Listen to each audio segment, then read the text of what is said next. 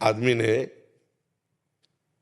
किसी महिला से प्रियता करके और उसको बाद में छल करके मार दिया और अपने ही घर में गाड़ दिया और कोई नहीं जान पाया और कहीं बाहर से फंसा के लाया था, ऐसा हो गया।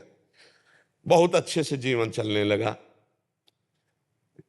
सामने एक स्वर्णकार की दुकान भी थी और घर भी था, और घर में ही दुकान खोले हुए था और 2 पुलिस कर्मचारी उसकी सुरक्षा के लिए आया करते थे। और वो बहुत बेईमान स्वर्णकार था, मतलब छल कपट करना, असली स्वर्ण को नकली करके, से कई तरह मिलावट करके बहुत।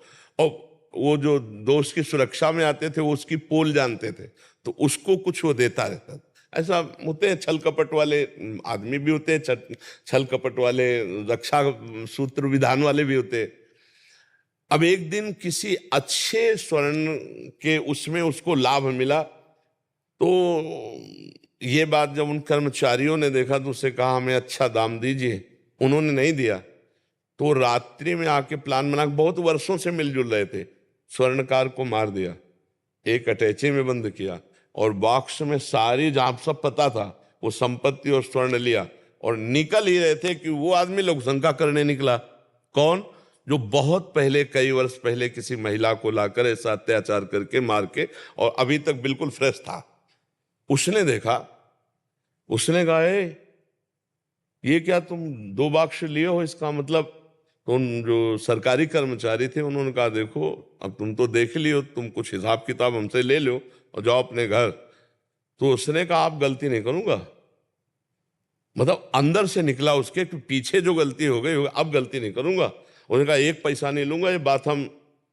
तो उसने कहा देखो हम लोगों के हथकंडे बहुत होते हैं, अभी हमारी बात मान जाओ नहीं तो हम 2 मिनट में फंसा देंगे। तो उनका बिल्कुल नहीं, हम नहीं, बिल्कुल राजी नहीं होंगे, तुम गलत कर रहे हो। और उसको ये पता नहीं क्यों मार के ले आए। दोनों बाक्स रख दिए और दोनों पकड़ लिए, हल्ला मचाने लगे। अब वहां लोग इकट्ठे हुए, बोले पता नहीं है 2 बाक्स लेकर कहां जा, जो खोला तो अरे बोले देखो स्वर्णकार को मार के उसकी धन संपत्ति, उसके ऊपर पूरा ब्लेम लगा दिया। अब वो जब कई वर्ष मुकदमा चलता है तब सजा होती है, तो जब सजा देने का नंबर आया तो रो करके बोला जज से कि किसी भी तरह से मैं इस केस में कहीं भी कुछ भी नहीं किया, मैं लघु शंका के लिए निकल रहा था, बस देखा इन लोगों ने ऐसा ऐसा ऐसा। कई वर्ष रुपया पैसा लगा, बहुत परेशान। जज ने तारीख आगे के लिए बढ़ा दी, उसके आंसुओं में दम थी, तो उसने खेल रचा, एक आदमी को मृत घोषित किया अपने ही परिकर में। वो मरा नहीं था और कहा कि अपने ही लोगों द्वारा इसका अंतिम संस्कार किया जाए। उसको भी बुलवाया और उन कर्मचारियों को भी बुलवाया और कुछ देर सब साथ गए।